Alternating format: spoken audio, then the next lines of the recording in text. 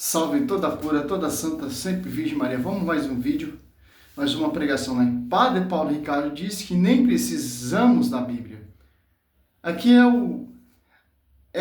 os vídeos dos protestantes, né? Querendo destruir e o argumento do Padre Paulo Ricardo, que é um dos maiores catequistas que temos católicos, né? Um dos maiores, tem muitos, né? Mas é simples, pô. Cristo, ele confiou a verdade a uma igreja. A ponto que São Paulo diz, caso eu tardar, quer dizer o quê? Se eu ir para o engano, se eu ir para a igreja fundamento de homens, se eu me desviar do evangelho, a igreja é coluna sustentável da verdade. Porque eu persegui de morte essa igreja. 1 Coríntios 15 ali deixa bem claro. Olha só, 1 Coríntios, Atos Apóstolos 9 ali, você vê ali São Paulo perseguindo e se converte. Em 1 Coríntios, olha só, cara. Se ele perseguiu a igreja, então tem uma igreja. Foi fundada uma igreja. Foi edificada uma igreja, ó. 15, 9, ó. 8. E por último, de todos, apareceu também a mim, como um abortivo. O 9. Porque eu sou o menor dos apóstolos, e não sou digno de ser chamado apóstolo. Porque persegui a igreja de Deus. Ó. Olha só. Aqui vemos plausivamente que São Paulo, ali, que era Saulo, ele perseguia uma igreja. Qual igreja é essa? Mateus 16, 18. Edificado sobre fundamentos dos apóstolos. Efésios 2, 20. As apóstolos 2 ali, a igreja se torna pública. Simples entender isso. Mas vamos lá, né? Dá uma arrumadinha no vídeo aqui que abaixou. Voltando aqui. É simples, pô.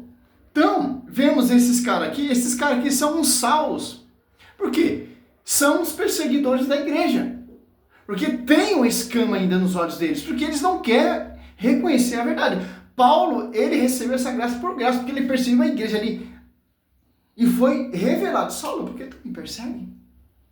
Mas peraí, Saulo perseguia quem? Os cristãos. Por que Cristo aparece a Saulo? Por que tu me persegue? Então, quem persegue a igreja, persegue Cristo.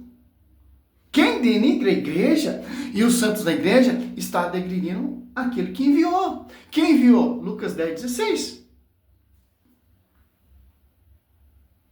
Vamos lá, vamos ver o que ele vai aprontar dessa vez, né? Hoje, se prepara que a gente vai ver o Padre Paulo Ricardo dizer que a gente nem mesmo precisa da Bíblia. Realmente é uma coisa extraordinária. Você vai ver e provar que só com a tradição oral a gente já consegue saber tudo do cristianismo. E deixa pra lá a Bíblia, até porque a Bíblia é do terreno do inimigo, né? A gente já viu isso, então é até coerente ele pensar dessa forma. Mas vamos deixar o vídeo rodar para vocês verem aqui os argumentos maravilhosos que ele vai dar em favor da tradição católica. Vamos ver. Como é que a igreja viveu durante 2 séculos sem um Novo Testamento? Aqui você já... Olha só. Ele está falando, não especialmente o que o Lucas está falando. Está falando como a igreja viveu durante séculos sem um Novo Testamento. Sem uma Bíblia aqui plausível que a gente temos hoje. É sobre isso que o padre está falando. Aí o Lucas Manzoli já quer aumentar. Não, mas o padre está falando que nem precisa da Bíblia. Mas a gente tem que meditar o que ele está falando. A igreja sobreviveu durante séculos sem a escritura. Só com a pregação oral. Depois foi escrita lá no século 3, século 4, e já finalizou o cano que temos hoje pela igreja, pela coluna da verdade.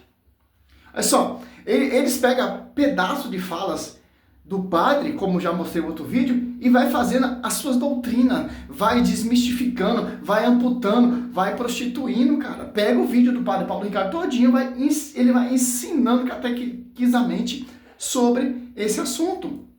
Olha só. Já se perguntou isso? Ou seja, nós estamos falando aqui da época de ouro, da época dos mártires, da época da igreja em que os mártires verdadeiramente derramaram seu sangue. Gente, a igreja dos mártires não tinha um Novo Testamento como nós o conhecemos. Tinha fragmentos, tinha um livro aqui, outro lá, espalhado. Mais uma mentira. Aí, ó. Você falar o que de um cara desse, pô? Aí tem lá o canal do João que quer defender esses caras. Ô, meu irmão, vocês são farinha do mesmo saco, cara. Vocês são fruto protestante. Vocês são uma mentira. Vocês pegam pedaço de pai de fala da igreja, como a igreja sobreviveu, como os mártires sobreviveram que não tinham o Novo Testamento. Olha só, a Escritura tem essa resposta. João, é só, 16:13, ó. Quando vier o Paráclito, o Espírito da Verdade, ele vos ensinará toda a verdade, ó. Ensinará toda a verdade a quem? A quem foi confiado, os apóstolos 2. O Paráclito, o Espírito Santo, é o Espírito da Verdade. Olha só, ele vos ensinará toda a verdade. Porque não falará por si mesmo, mas dirá o que ouviu e vos anunciará as coisas que virão. Como foi anunciado essas coisas? A pregação oral. Inspiração, a gnose do Espírito Santo. Não tinha nada escrito como os santos pregaram, anunciaram, foram martirizados. Lá temos algum fragmento ali, encontrado ali nos primeiros séculos. Define lá no terceiro século, 382, pelo Papa Damas I, São Jerônimo de Catega, vai traduzindo, vai compilando. Como a igreja sobreviveu durante séculos. Os apóstolos usavam a Septuaginta, a Bíblia 70, a LXX. Mas não tinham desde Mateus até Apocalipse. É isso que o padre está falando. Olha só o esgoto desses protestantes. Meu Deus do céu, cara. Cara, com todo respeito, eu teria vergonha de ser protestante, de cair nessa falácia, pô. Em 16 séculos de atraso, você já tem... 16 séculos de atraso, suas igrejas surgiu. O seu fundamento já tinha Bíblia, cano. Mas Martinho Lutero optou pelo cano hebraico, que não tem um 7 e tal, etc. Olha só. Escandalosa. Ele disse que a igreja nos primeiros 2 séculos só tinha fragmentos aqui, um fragmento aqui, outro fragmento lá, apenas um ou outro livro, sendo que aqui é uma tabela, inclusive, que está no livro do Norman Geisler, Fracture, que não tem fé suficiente para ser até um livro excelente, inclusive, diga-se de passagem, mas eles vão... Ô, Basoli, pega fontes, documento da igreja. Olha só, não tinha, cara. Primeiro século, segundo século, tinha alguns fragmentos, não tinha um cano completo. Essa tabela, que os próprios pais da igreja do primeiro século, Clemente de Roma, Inácio de Antioquia, Policarpo de Esmirna, eles vão citar todos os livros do Novo Testamento, apenas as suas cartas. E olha que eles escreveram muito. Clemente e Policarpo escreveram uma carta só cada um. Inácio que escreveu um pouco mais, ele escreveu 7. Mas tanto é que ele é o que mais cita aqui, né? No Novo Testamento ele cita todas ou quase todas aqui. Então veja como é fácil pegar o padre na mentira. Ele diz que ele só tinha um ou outro fragmento aqui aí, né? Um ou outro livro só, como se tivesse, sei lá, um Evangelho de Mateus aqui, uma carta de Paulo ali e, sei lá, uma epístola de João e pronto, acabou, né? Não tem mais nada. Sendo que é uma pura mentira. Inácio sozinho, ele tinha praticamente todos os livros do Novo Testamento nas mãos dele. Né? Tanto é que ele escreveu, ele fez citações de praticamente todos os livros do Novo Testamento. E eu nem vou falar dos pais da igreja mais tardios. Orígenes, que é do segundo século, ele vai fazer uma lista do cano do Novo Testamento e vai citar exatamente os mesmos autores, os mesmos livros. Não, isso aqui é uma mentira, meu querido. Não tem. Olha só, como você... Mentiroso é você, pô. Mentiroso é você. Essa questão ali, os gnósticos, Bendlau, estava discutindo. Os gnósticos queriam tirar livro, os Bendlau queria colocar mais livro. Tinha uma briga, essa briga durou quase 3 séculos, cara. Quem definiu? A igreja. Olha só.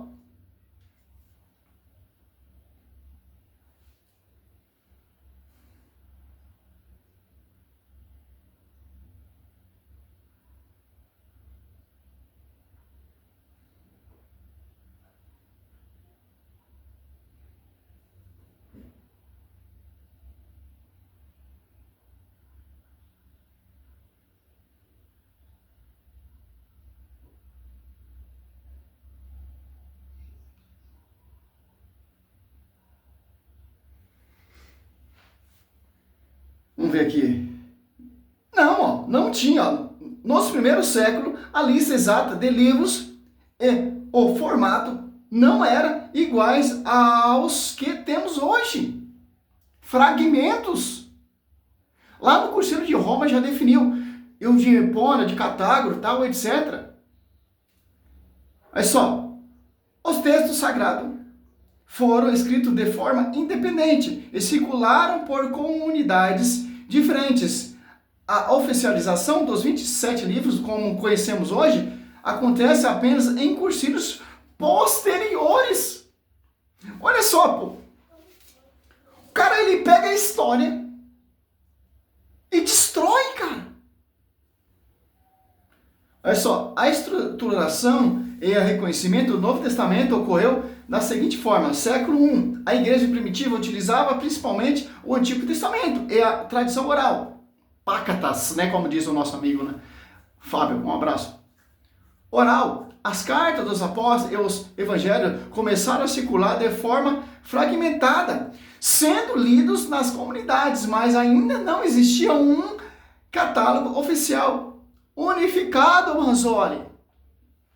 Século II, com o surgimento de heresias como os marcionismos, a igreja sentiu a necessidade de definir quais textos eram verdadeiramente autoritativos e inspirados. O fragmento muratoriano, datado por volta do ano 170 a 200 DC, é um dos primeiros registros que listas a maioria dos livros do Novo Testamento. Ó. Olha só. Fragmento muratório, datado por volta do ano 170 a 200. Ó. Século III e século IV. Ó. Aqui já começou a clarear as ideias. Aqui já começou a destruir totalmente essa mentira do Manzoli. Aqui que o padre está falando como a igreja sobreviveu durante século até o século III. Ou melhor, o século I, desde os apóstolos, como foi pregado, como foi anunciado, como foi aos mártires anunciado, porque não tinha nenhum fragmento. Lá no século I, século II, já começou a ter fragmento. Os apóstolos pregavam oralmente, os caras não querem entender isso. Olha o que São Paulo diz aqui, ó. Pô, a gente não precisa só da Bíblia, cara. Tem o magistério, a tradição. Por isso que cai nesse conto de fala, cada dia surge uma igrejinha fundo de quintal. Se eu sair, daqui a pouco eu vou trabalhar, se eu for contar quantas igrejas protestantes tem, eu vou perder a conta, cara. Olha só, 2 Tessalonicenses 2,15, ó. Assim, pois, irmãos, ficai firme e conservar o ensinamento que nós aprendestes, seja por palavras, seja por cartas, ó. Simples, escritura. Aqui, ó, tô falando no século I, do tempo dos apóstolos, como era pregado, como era anunciado. São Damas, 382, convoca São Jerônimo, as cartas de Coríntios, a Tessalonicenses, os fragmentos que tem nas comunidades, reúne tudo para traduzir, para desenvolver os 27 livros do Novo Testamento. Quem fez isso, meu querido protestante? Ah, não, mas Santo Inácio que tinha uma listagem. Não, fulano, não, meu irmão. Aqui, ó. Século III, século IV. Pais da igreja debatia a autenticidade de alguns livros, chamados de antilegomena. O texto disputado com 2 Pedro, ó, e Apocalipse. 4 Evangelho e a Carta Paulinas já era amplamente aceita. Olha só, século III e IV. Fechamento oficial. O cano de 27 livros do Novo Testamento só foi formalmente reconhecido e fechado em concílios regionais no final do século IV. Os concílios regionais também têm validade. Tem muita importância, sim, meu querido protestante, tem muita importância. Fala que, mas os concílios regionais não têm validade, porque tem concílio é universal. Não, meu irmão, tem validade. Porque os concílios regionais estão debatendo a questão ainda sobre essa questão, Manzoli. Cara, se eu for virar historiador para virar esse esterco, é melhor nem estudar, cara. Pelo amor de Deus, pô. 27 livros do Novo Testamento foi formalmente reconhecido e fechado em concílios regionais no final do século IV, como o Concílio de Hipona, 393 DC, e o Concílio de Cartago, 397, e o Concílio de Roma, 382, que dali surgiu a base pelo Papa ter que bater o martelo, cara. Então, meu irmão, como vamos ver essa fonte? Os cursílios. Os cursílios. Ah, mas Santo Inácio de Antioquia tinha um cano definido. Beleza. Mas foi definido isso no cursílio? Não, meu querido. O que o padre está falando, como a igreja sobreviveu durante o primeiro século, segundo século, ao terceiro século já tem um cano fechado igualmente que tem hoje. Os 72, 73 livros, etc. Como temos hoje. Foi definido no século III. Por quem, meu querido? Pela igreja. Então, a igreja ela só não goza da escritura, ela goza da tradição, do magistério, do magistério, da tradição, do magistério, porque surge o magistério primeiro, e os apóstolos começam a pregar, aí surge a tradição e a escritura. Dos três pilares, plausivamente mostrando para nós que a igreja ela é coluna sustentáculo da verdade. Tanto a pregação oral, tanto o magistério e a escritura. Ah, pelo amor de Deus, pô. Aí fica fácil pegar pedaços de falas do padre Paulo Ricardo e fazer esse esgoto. E arrasta uma parte de multidão que não estuda, que não quer ter conhecimento. Oséias 4, Oséias, até esqueci o texto, né? Oséias diz que meu povo se perde por falta de conhecimento. Então é simples, pô. Não é que o padre está falando, mas nós não precisamos da Bíblia e tal. Isso é uma falácia sua, cara. Sim. Nós precisamos tanto do magistério, que vocês pulou para fora, a tradição que vocês não reconhecem, mas para vocês citar a fala de pai da igreja, vocês aceitam. Como autoridade. E a escritura. Pelo amor de Deus, cara. Então, o cara cata site de pessoas pagando, sites protestantes, sites que odeiam a igreja e vai fazendo aquela salada. Não, irmão, você tem que citar os cursílios. Cursílio de Roma, o cursílio de Cartago, se eu não me engano, e o cursílio de Florença, se eu não me engano. Simples, pô. Ele vai dizer que o Evangelho de Mateus é escrito por Mateus, o Evangelho de Marcos por Marcos, Lucas por Lucas. Mas quem diz que foi São Mateus que escreveu? Quem diz que foi São Marcos que escreveu? Quem diz que foi São Lucas que escreveu? Quem diz? O magistério, a igreja. João por João. Todos eles já conheciam esses livros, não era uma novidade. A Didaquê, ainda no ano 70 aproximadamente, vai fazer uma citação explícita da oração do Pai Nosso e vai dizer como consta no Evangelho. Ou seja, eles já sabiam que existia no Evangelho. Olha só, a Didaquê está citando que tinha oração Pai Nosso no Evangelho. Sempre. Por quê? Tem fragmento. Primeiro século e segundo século. Não tem explicitamente como temos hoje. Etc, piriri, parará. E isso aí não prova nada. Ó, a Didaquê que ele citou.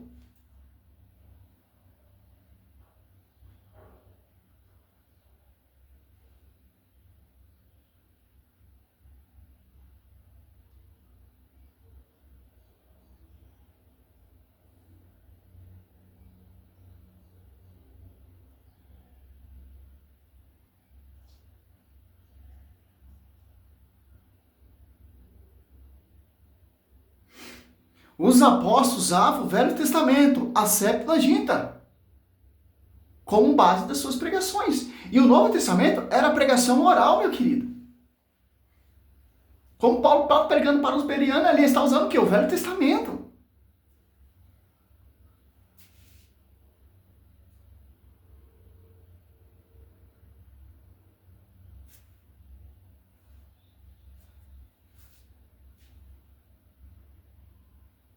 Vamos ver aqui, vamos continuar aqui. Vamos oração do Pai Nosso, além de citar o texto lá de Mateus 28, 19, do batismo trinitariano, né, em nome do Pai. Agora você está citando aqui, tanto que não dá nem para ver, pô.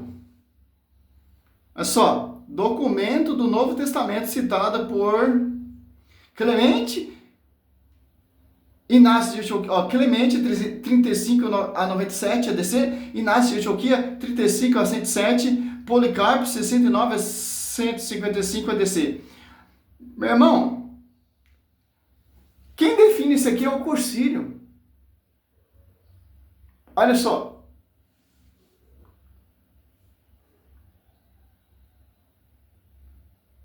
citações do Novo Testamento. Isso que a gente está falando de um documento muito antigo ainda. Os próprios autores do Novo Testamento, eles vão citar outros livros do Novo Testamento. Pedro, no final da sua segunda carta, vai falar das cartas de Paulo, que ele já reconhecia como escritura e pede igualdade com o Antigo Testamento. Paulo vai fazer uma citação de Deuteronômio, vai dizer, como diz a escritura, aí faz a citação de Deuteronômio e logo em seguida... Mas como ele está citando?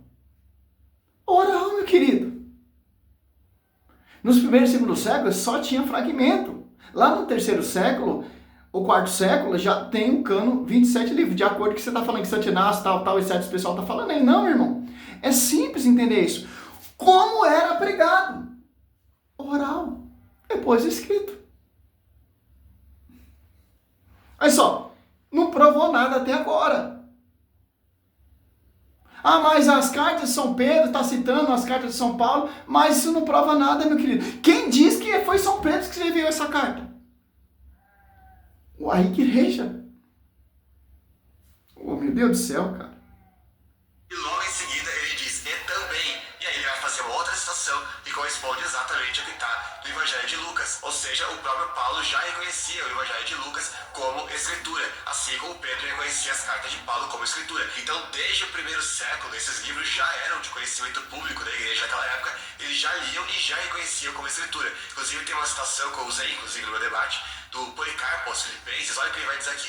Pois está declarado nas Escrituras, ele vai fazer a citação, enfureça-se, não peque mais, não deixe que o sol se ponha sobre a sua ira. Ou seja, ele está citando as Escrituras, e aí ele vai lá e cita o quê? A carta de Paulo aos Efésios. Ele não está citando o Antigo Testamento aqui.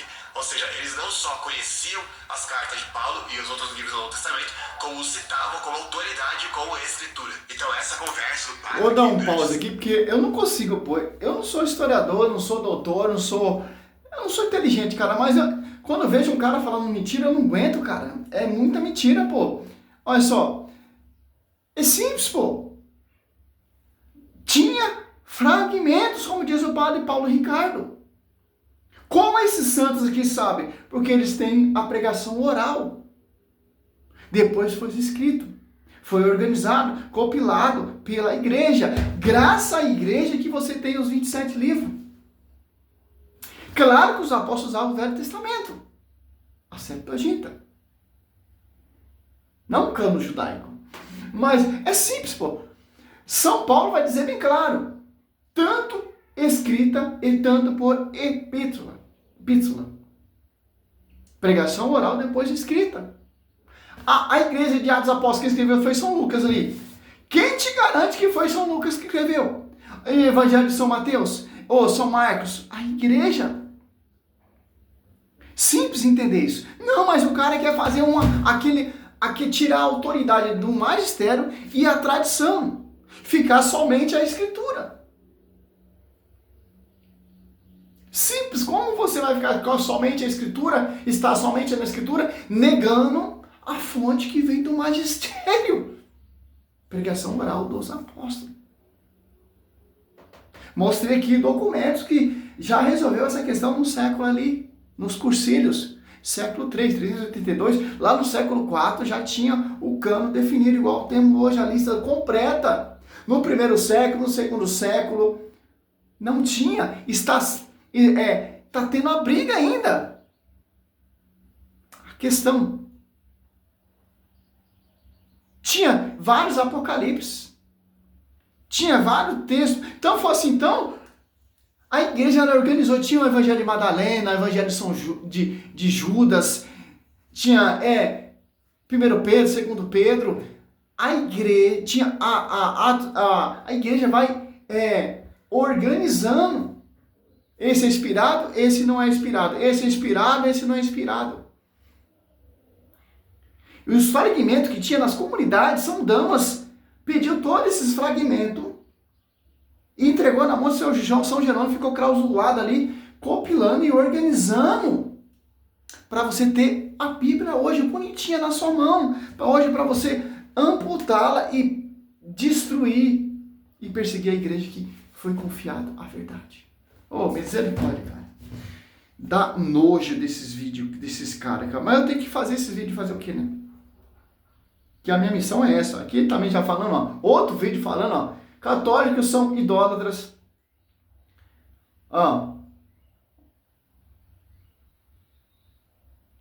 vídeo do Bruno, a sola escritura plural faz todo sentido.